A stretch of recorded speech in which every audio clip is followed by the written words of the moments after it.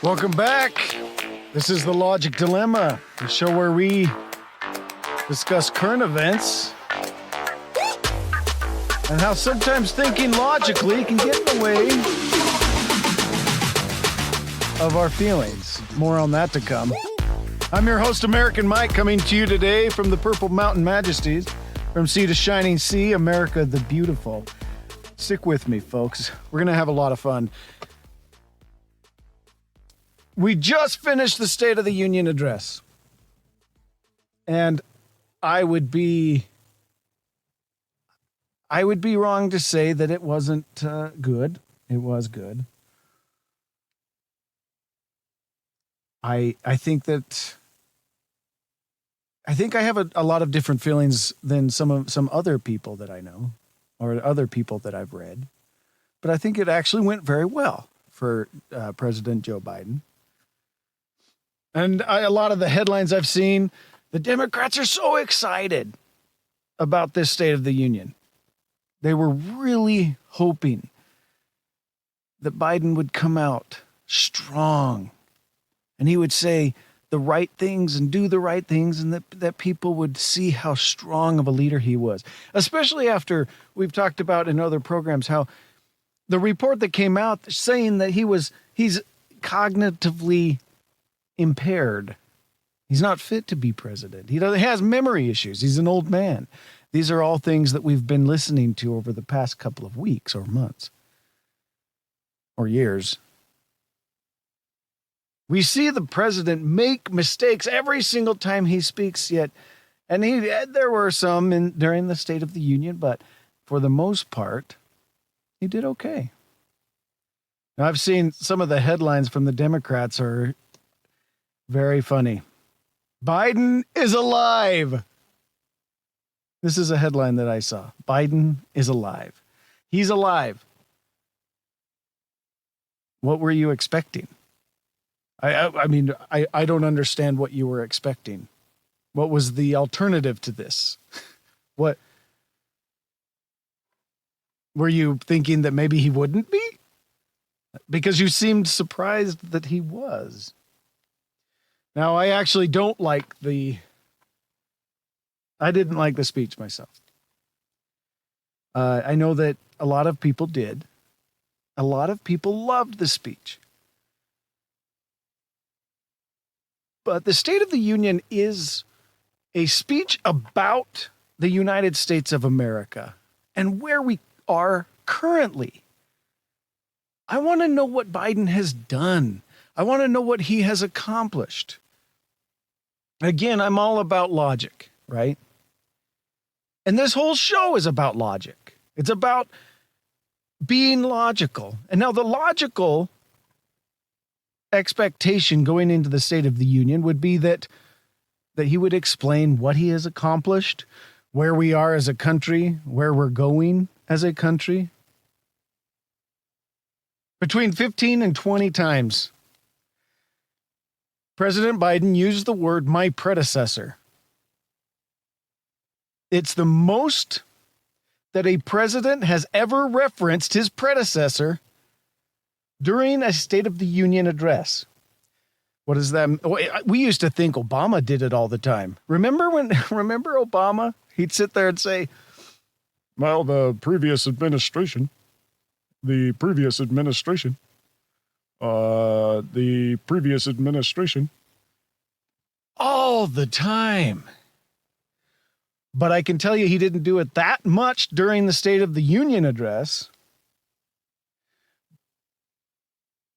What I don't like about it is that Biden used the State of the Union address, where we all tune in to find out, well, the State of the Union. Imagine that. But all we hear is a campaign speech. Again, looking at it from a logical perspective, if Donald Trump gave this same speech,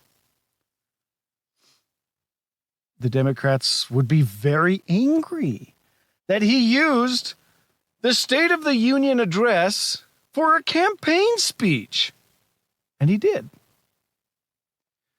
That's one of the things that really made that speech hard for me to watch. Now, one of the things I did like is that he did send some recognition over to Nancy Pelosi's skeleton. That was nice of him. He recognized her. And they even cut the camera to Nancy Pelosi's skeleton so that we could all recognize her and her long, long tenure in the House of Representatives. And it was nice to see her skeleton standing there, rattling those old bones together as if in a clapping fashion. I thought that was really nice. One of the things that I kept reading after the State of the Union address was that liberals were mad at Mike Johnson. Mike Johnson, the Speaker of the House, sits right behind the president next to the vice president. And he kept rolling his eyes and shaking his head. I saw it too. He would bow his head, shake, in disagreement at some of the things the president was saying. Now, the liberals were all mad because, well, he needs to be a little bit more respectful. He needs to show decorum. I saw that. He needs to show respect for the President of the United States. We also had the rebuttal given by Katie Britt. Again, liberals jumped and pounced all over that, feeling that she was too dramatic. I saw a lot of articles about complaining that she was in her kitchen. Complaining that she was in her kitchen? I didn't understand that at first, until I read more about that and found that they were saying, well, isn't that conservative for you? Your wife in the kitchen cooking you a meal. I see what you're saying. I never thought that. I really follow the stereotypical conservative. I don't believe exists today with that as liberals see them as the man making the woman cook in the kitchen. But whatever. They were also saying she was too dramatic. You know, one of the things that the liberals should have done, it would have actually helped them a lot if they did. They should have watched a State of the Union by Donald Trump. That would have helped them a lot. I know they hate Trump. I get it. I get it. I know you liberals, you hate Trump. And you're trying desperately to find reasons why. I get it. But it could have served you well to actually watch one of his State of the Unions, because then we wouldn't have a lot of this. See, liberals and Democrats, those that did watch the State of the Union, the media, again, we're faced with this problem with the media. They think that we as Americans just forget stuff. We just forget stuff. We're too dumb. We need the media to show us the way. We're too forgetful. We don't. We don't forget anything. We don't forget that Nancy Pelosi would sit behind Donald Trump, shaking her head in disagreement. And then, in a dramatic display, after his speech was over, she stands and tears the speech up in front of America. We don't forget this. How can you honestly sit there and logically get after all of the Republicans when you do the same stupid crap? You see, we're tired of it. That's the kind of hypocrisy that leads to discrediting you as a media outlet. That's exactly what it is. I can't tell you how many times Nancy Pelosi would sit behind Donald Trump and we would see her skeleton shaking its skull back and forth in disagreement. And yet you're getting after Mike Johnson?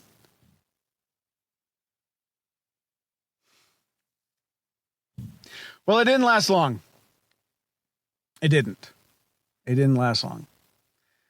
Biden being alive. It sure was short-lived, wasn't it?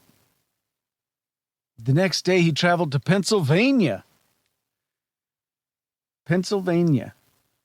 to hit that campaign trail. Let's see what he said. In Pennsylvania, I have a message for you. Send me to Congress that I can support this right, and I promise you, if we take back Congress, we will restore Roe v. Wade as the law of the land. Who is cheering this? Like, who's sitting there in the audience and saying, yay, yes, Biden? Listen again. In Pennsylvania, I have a message for you. Send me to Congress that I can support this right. Send me to Congress? Send me to Congress. This isn't a gaffe. This is a man who honestly can't figure out what he's even doing. This isn't a mistake of a person that says, oh, shoot, I made a mistake. I'm sorry. I promise you, if I was running for president, I wouldn't stand up there and tell everybody to send me back to Congress. What? Why? Who was cheering, by the way? Who was cheering this? I don't understand it. But here we are. Well, let's send Biden back to Congress. He hasn't served in Congress in 17, 18 years? He's been vice president. He's been president. But he wants to go back to Congress. I say we do it. Let's do it. Let's take him up on it. Let's send him back to Congress. In fact, you know what? I'm going to hit our store with some new shirts that say send Biden back to Congress. Oh, that's a good idea, actually. See, I'm a genius. I just come up with this kind of stuff. Let's send Biden back to Congress. That's a hard one. He goes on to say, and we added more to the national debt than any president in his term in all of history, and under Donald Trump. We added more to the national debt than any president in history. He does understand that that's not a good thing, right? We don't want to add to the national debt. Does he know that? You know, what's interesting about that is that he brags about adding more to the national debt than any president in history.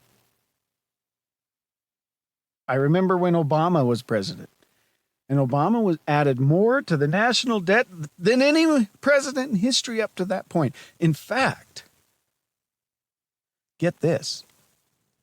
Obama spent more money as president than all previous presidents combined. That's true. And here we have Biden.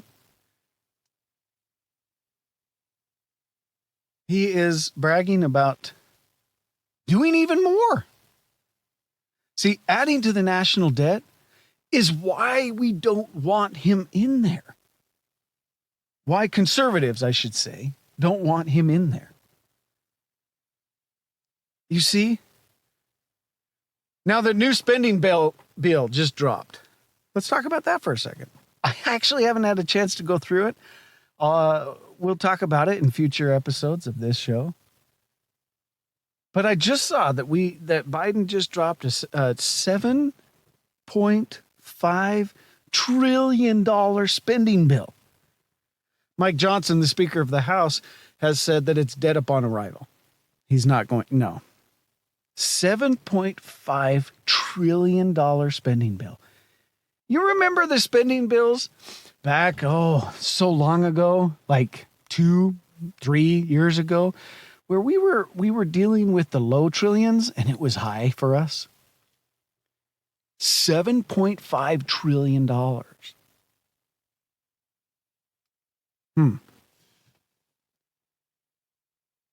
Now, the bill, we are told, is a Democrat wish list. A Democrat wish list. Now, it's not logical for us to spend all we want on just whatever we want. Look, everybody has a wish list, right? Every family has one. I'm sure everyone listening to this program has a wish list. Does that mean you can go out and just fill it? Buy whatever you want? Chances are no. Chances are no. We don't get whatever we want, especially when you're not even spending your own money. You're spending taxpayer money. Money from people, Americans. Let's talk about this for a second. Where do you think the money comes from that's going to supply a potential $7.5 trillion spending bill? Now, actually, I don't believe that it's going to be $7.5 trillion. And I don't believe that they even think it's going to be $7.5 trillion. I don't think they at all are ever going to spend $7.5 trillion. I think they did what happens with gas prices. I know that sounds really odd for me to compare this. But you know how when you spend $2.50 a gallon, and then all of a sudden it jumps, and you're saying, okay, gas prices are okay. And then it jumps all the way to $4.50 a gallon. And you go, whoa, way too much. Way too much. And then it drops back down to $3.50 a gallon.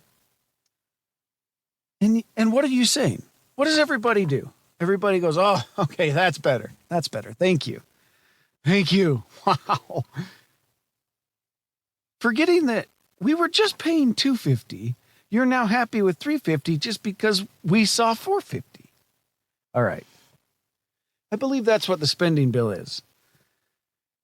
I think they just went so high so that when they come down to $5 trillion, which is still mind-blowingly high, that we're going to say, well, at least it's not $7.5 trillion. I believe that's what they're going to do. They add everything they can so that the things that do get taken out are minimal. And they still come through with the biggest bill we've ever had. Well, at least it wasn't $7.5 trillion, though. No. But I believe that's why the spending bill's so high. So who pays for a spending bill? Back to my question. Who pays for a spending bill? Obviously, taxpayers. They want part of this spending bill is that they want to tax the rich. They want to tax the rich to pay for it. And part of the spending bill is that it creates jobs. Well, that would be great. I would love to see it create jobs. That is, if the government was capable of creating jobs. They are not. You see, we, the American people, pay the government. The government doesn't make money. The government is not a business that makes money. They're not. So every dollar they spend comes from us because we make the money and we pay them. That's every single cent. Every dollar they spend, every cent they spend, every single penny they spend comes from the people.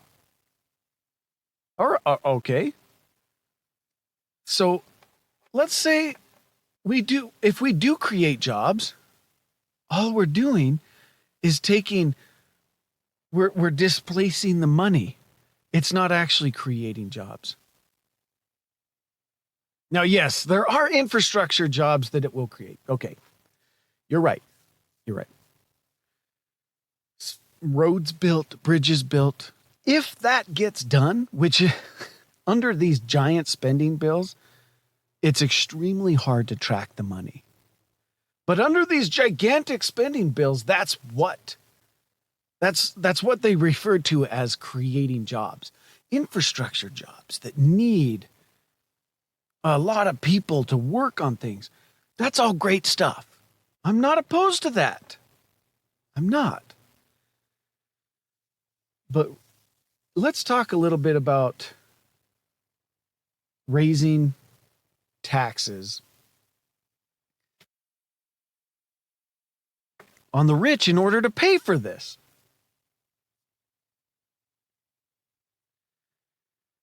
That's what scares me the most.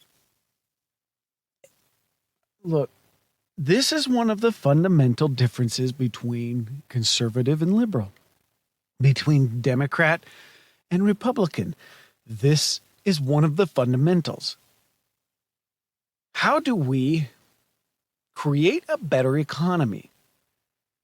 Can we create a better economy by taxing the rich and giving to the poor? Or can we create a better economy by letting the rich keep more money so they can create more jobs? Well, the truth is, taxing the rich is never good for the economy. It will never work. Let me explain why. I've been a business owner with a few different businesses. And I've known a lot of business owners. And I have family who have owned businesses. It doesn't matter what happens in the business. If they are taxed higher, they will make cuts in order to accommodate that. That's what happens. I would love to say that every single person out there just says, oh, yeah, we're paying more in taxes. I guess I'm just going to take it out of my pocket. I would love for that to happen, but it doesn't. And it won't. It never will. It will never work like that. If the government taxes the rich more, and by rich, I don't mean rich, I mean business owners. If the government taxes business owners more, they will make cuts to accommodate. For instance, this is one of the very common cuts that you can make in a business. It works every time. You have two people. Let's say they're both making $50,000 a year. They're working the same job, and they're doing a great job. Let's say you have to make a cut. Okay, as a business owner, I would, and look, this is how it works. You can sit and tell me that this is a rude thing to do, but it's not going to help because this is how it works. It will always work this way. If we have to pay more, then what the business owner will do is he will take those two individuals who are both making an honest wage, great wage at $50,000 a year, he will lay one off. Then he or she will go to the other one and say, we would like you to take on more responsibility. We're going to give you a better title. And we're going to also give you a raise up to $75,000 a year. You see how that works? Now you have a guy with a title and a $25,000 a year raise who's doing the work of two people now and loving it. And the company is saving $25,000 a year. This happens every day. Every day. So if you start to tax the rich and the business owners, remember, again, when I say rich, I don't mean the wealthy out there with their Ferraris and Lamborghinis and living up the lifestyle. You know, when I say rich, I don't mean that. I mean business owners. The ones who sign your paycheck. If you tax them more, they'll make cuts to accommodate. And the cuts are always in the form of lost jobs. Every time you tax the rich, every time, without fail, you will cut jobs. The economy loses jobs every single time. I know I am repeating myself, but I need you to understand that this is how this works. Now, let's say we let them keep their money. Let's say we cut taxes for the rich so that they have more money. What do the rich and business owners, what do they do with their money? Do they hoard it? Do they all put it in a giant money bin and swim around in it as if it is a liquid? No, they don't. They spend it. But that's not what rich do with their money. The number one thing that rich people or business owners do with their money is invest it. They invest in companies. They invest in growth of their own business. They put that money back into the company. Anytime you're investing, anytime you're putting the money back into the company, that creates jobs. That's what creates jobs. You see, the rich aren't out there just hoarding their money. They're using it. They use it. And when they use it, the people are able to come and work more. We have more employees. We have better resources available to us. All of this is real. You see, taxing the rich and taking more money out of their pocket will never work. As much as I would like to say it does, it doesn't. I wish I could say, hey, you know what? Let's tax the rich.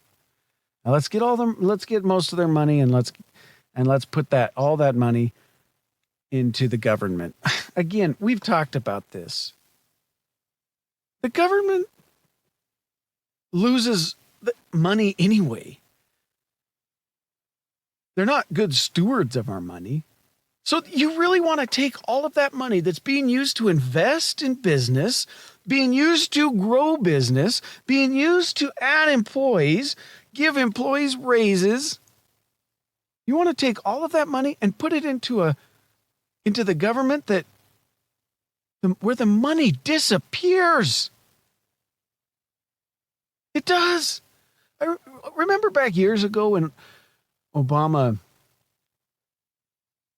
had that $787 billion stimulus bill. $787 billion stimulus for the American people. Now, The stimulus was supposed to go to the building of roads, building of infrastructure, creation of jobs. This was back in 2010, 2009, around there. They put up a website so that you could actually track where the money went. What a great idea, right?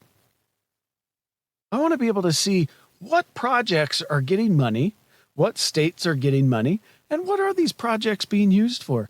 And they said every single cent will be accounted for as we track where this money is going in the stimulus.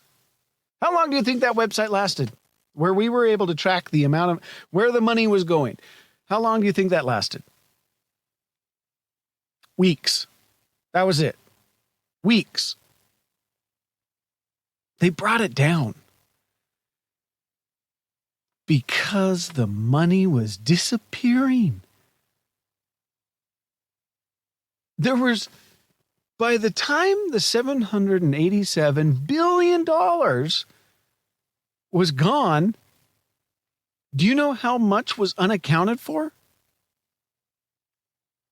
About $2.5 billion. $2.5 billion was unaccounted for. Now, when I say unaccounted for, I don't mean it was spent on the wrong place or in the wrong place or on the wrong things. I don't mean that. I mean it was unaccounted for in a way that it was gone. They don't know where it went. That's why they had to take the website down. They don't know where the money went. $2.5 billion gone. Unaccounted for. Because the bottom line is the government doesn't know how to spend our money. And at the time they were asking, remember, there was a man by the name of Joe Biden that was put in charge of this $787 billion spending bill. And Mr. Joe Biden was asked. And you know what? We saw cognitive decline back then. What? We did. When he was vice president, everybody used to say, oh, yeah, it's old Joe. He makes mistakes all the time. Okay, anyway, they asked Joe Biden about the money that is missing. And you know what Joe Biden said? And I quote, well, we knew that there would be some waste. And then they moved on. And everybody moved on.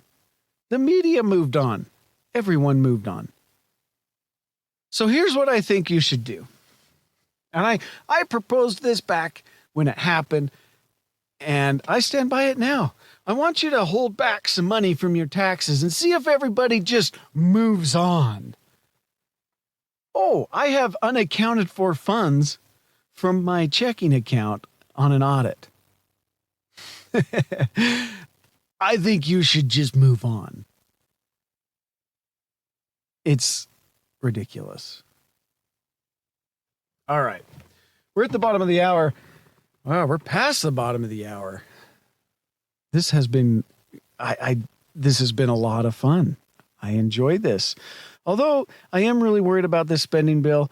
And when we find out more about what's in it, we'll talk about it. I'm glad that we could talk about it a little bit here. But keep in mind, 7.5 trillion. That means hundreds of billions of dollars would be unaccounted for. If we followed that current statistic, we would lose hundreds of billions of dollars. Interesting. Well, I want to move on to Trump. Trump he's a force to be reckoned with. He can fill stadiums. across the country with unbelievable amounts of people. And I'll tell you, he's doing very well. And he's doing very well in the polls, and he's doing well against Biden. And the liberals, it's hard. They don't understand. How can he be so popular? How can he be so popular? We've indicted him so many times. But keep in mind, you know what his supporters are saying? The more you indict, the more we unite. You see? And then he's out there and he's losing trials, but they're all civil trials. And we talked about the civil trial from New York and how that's fake. That's a fake trial. That's a judge setting market value over on the bench, which is we're losing our free market with that. That was in a previous episode. We're losing freedoms because the judge and the justices are setting market values of products and services on the bench. And that should never happen. Never happen. We have a free market for a reason. But he's lost $84 million for a defamation case against E. Jean Carroll.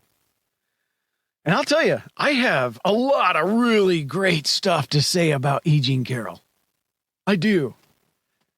I don't dare, though. For some reason, we don't have the freedom of speech around her. So let's suffice it to say that I don't have money to be paying anyone, let alone E.G. Carroll. So, hey, she's amazing. Let's just put it that way. Please. But Trump is out there still making comments that what he was accused of never happened. This is why he lost the $84 million in the first place in civil trial because of the defamation against E. Jean Carroll, which $84 million he has to pay this woman. I can't wrap my head around that. I don't get it.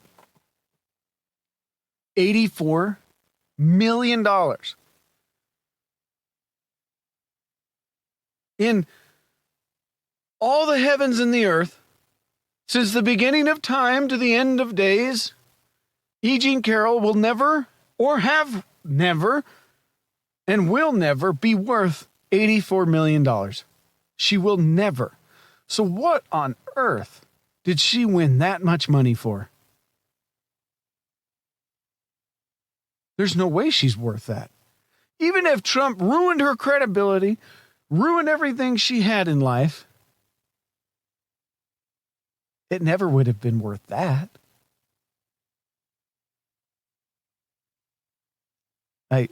I know that the judgment for how much came about by a jury trial. It wasn't just one man like that ridiculous New York one. One man that makes Trump pay almost $500 million. Yeah, no. It was a jury that determined this. But it's very hard for people because it doesn't make any sense to people. It's not logical to me. Most of the time I'm saying, oh no, we need to trust the justice system. We need to trust that everything's working the way it should work and everything's working. And then you see this, a jury that awards a no-name woman that no one knows and no one cares about, awards her almost $85 million because Trump said some mean things to her. What? I don't get it. See, that's where I start to lose my faith in the justice system. What kind of a jury is this? I can see if they were saying 5, possibly 10 million, but 85? No way. And it was just defamation, keep in mind. Just because Trump said some mean things about her. He's such a bully. Really? That's worth 85 million? Goodness. So with all of this, the media can't figure out why Trump is still so popular. How is he still popular?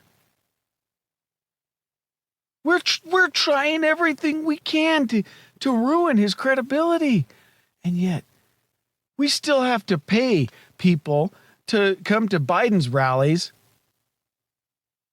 And even then, it's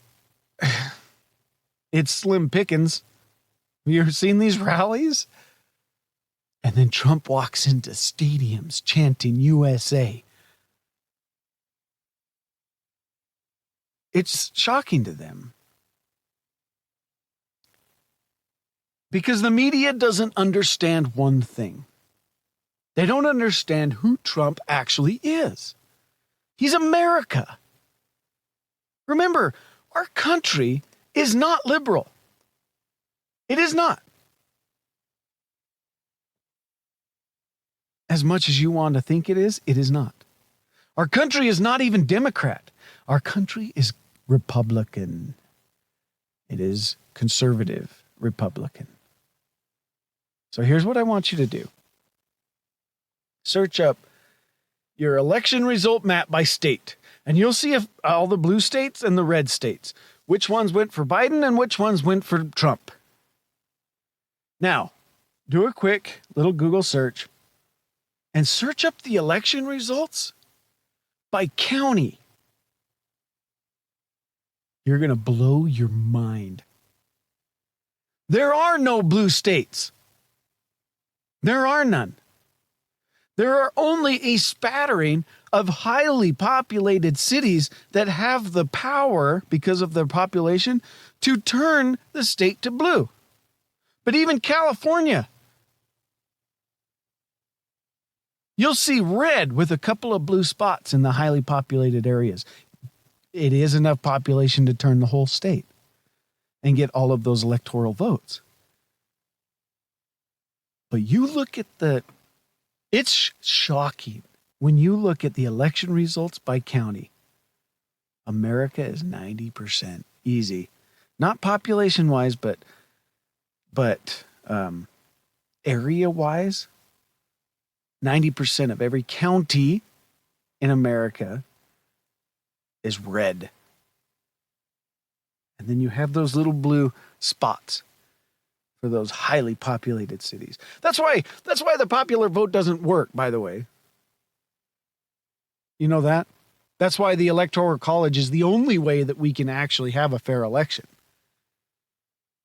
Because we can't have 4 cities in America, the 4 most highly populated cities, determining the president of the United States every single election. That's why. We can't have LA, New York, Houston, Seattle, some of these more highly populated cities. Only a handful of them would take the election every year by popular vote. And that's not fair. You can't have cities determining elections. That's why the Electoral College is so important. Now, going back, a lot of people like Trump. A lot of people like Trump. One of the reasons is he can't be controlled. He can't.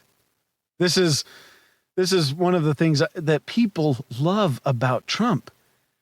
He comes out and starts talking about E. Jean Carroll again because he's And everybody's saying, I can't believe it. Why is he doing this again? We keep suing him. He keeps having to pay money. And yet, he keeps doing it. And they can't figure it out. Do you know why he keeps doing it? Because he's a lot smarter than any Democrat or liberal gives him credit for. He's playing you. He's playing all of you, liberals and Democrats. You notice how every time he gets sued, every time he's indicted, his poll numbers go up?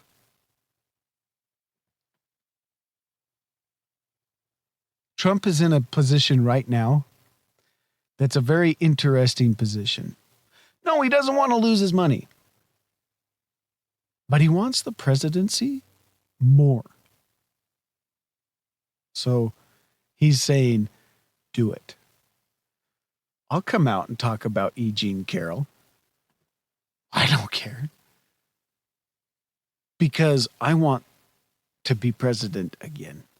And every time he does this, and every time everybody attacks him, and all the Democrats and the liberal media attack him, MSNBC, they can't figure it out. They are printing stories about how bad of a person he is, and yet, well, actually, they kind of make sense, though, if you think about it. You can't influence anybody if nobody actually watches your content. So, I mean, I guess that kind of makes sense. I'll go back on that. MSNBC or NBC News or anything like that. They wonder why they have they can't influence people to be against Donald Trump. Well, that's because nobody watches your garbage. So, I guess. But CNN's kind of the same way. I do read it all. I watch CNN, I watch NBC News, I watch MSNBC, I watch Fox News. Because if you just watch your piece of the puzzle, then you're not getting the whole picture. And it's true. If you just read Fox News, you're not getting the liberal point of view. If you just go to MSNBC or NBC News or CNN, you're not getting the conservative picture. But I have to be really careful about watching MSNBC. Because every time I watch them, I get a gift basket in the mail for being the only person to have watched them. Anyway, nobody can figure out why Trump is as popular as he is. And it's because of all the liberals and the Democrats. The more you push him, the more you attack him, the stronger his base gets. And his base is scary, not because of who they are, but because it's real. It's not paid. It doesn't have to be faked. Trump didn't have to open the borders and bring in a bunch of illegal immigrants so that we can turn them into voters for him. He didn't have to do that. He didn't have to do that at all. He can't be stopped. Unless, and I know this goes against every fiber of your being, but if you wanted to stop Donald Trump, ignore him. That's how you stop him. Because the more you do, the stronger he gets. The more you indict, the more we unite. That's a real thing. The more you attack him, the worse it gets. Now in the news, just over the weekend, let's talk about this story with George Stephanopoulos. I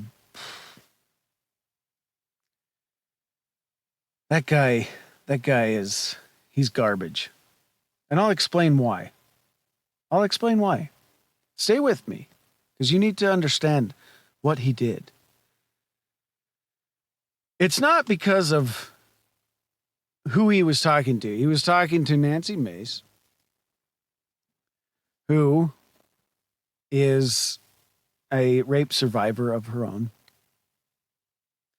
But Tiny George lied about everything. And he lied, and I think Tiny George is actually pretty smart. I don't think he's stupid.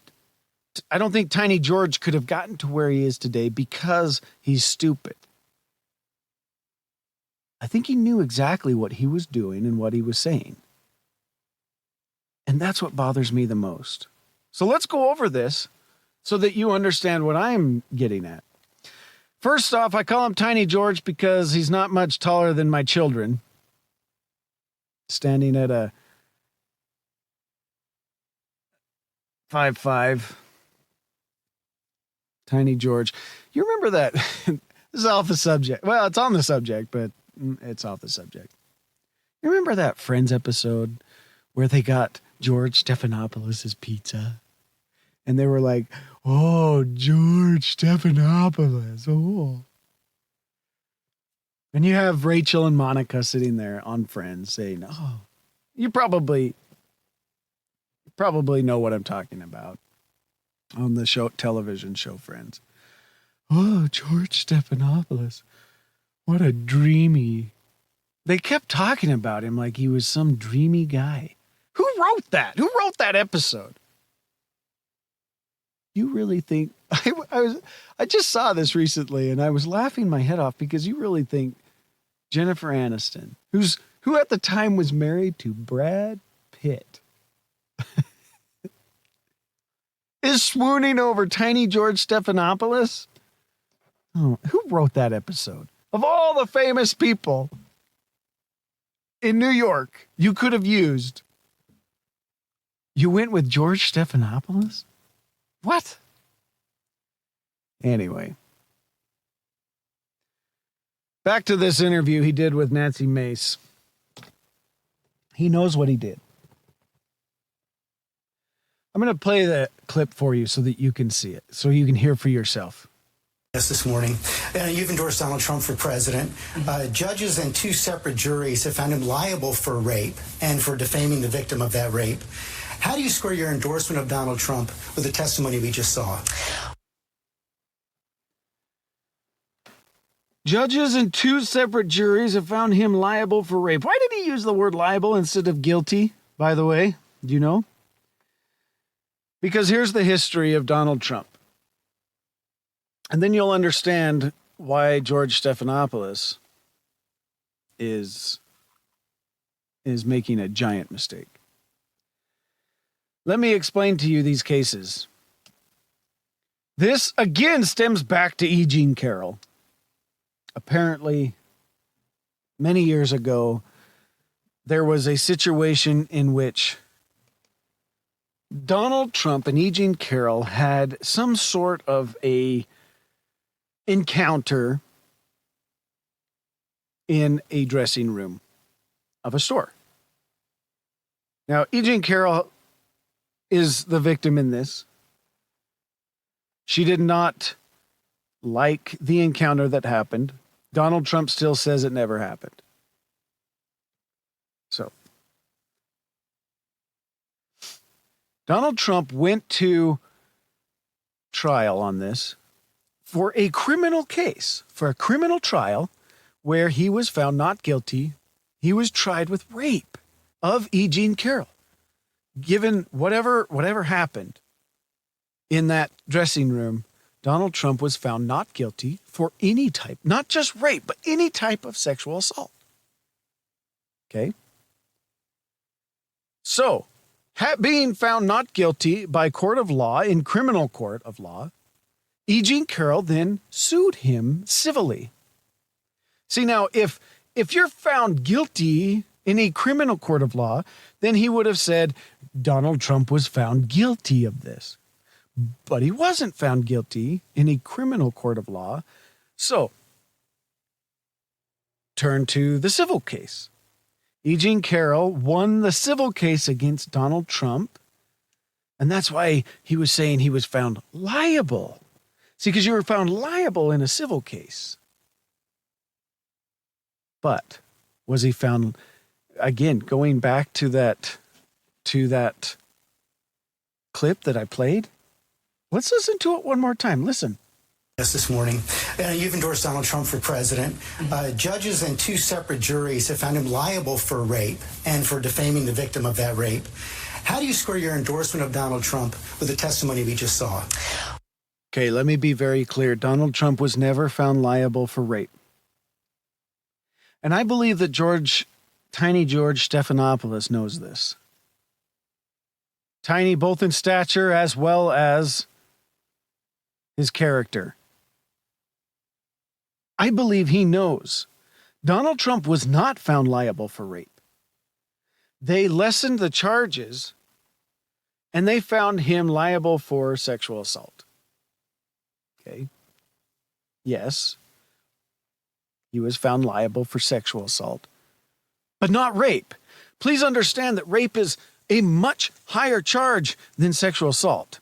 Rape is a much different charge. You see, rape is most of the time, not all the time, but can be classified with the use of force, whether it be force, emotional force, or actual physical force. Rape is a show of force. So forcing yourself upon somebody sexually, that is rape. It's terrible. It's a terrible thing. It's next to murder in my eyes. You're taking away someone else's freedom to choose. That's the charge of rape. That's what he said Trump was found liable for. Trump was never found liable for rape. He was found liable for sexual assault. Now, sexual assault, again, it's not forced sexual assault. There are different levels of sexual assault. I understand that. Given a civil case, they didn't classify and determine the level of sexual assault. They just said that they found him liable for sexual assault. That could range from anywhere from she was trying to get away from him. I don't know, because even then it would have been found, if he forced himself on her at all, that would have been found as rape, and it wasn't. All the way to the other end of the spectrum where it could have been she just was mad that she did not want to do what she did.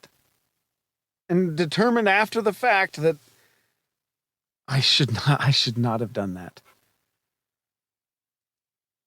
So sexual assault could be a wide range of anywhere in there, but I will say this, not all, please understand, any type of sexual assault is wrong.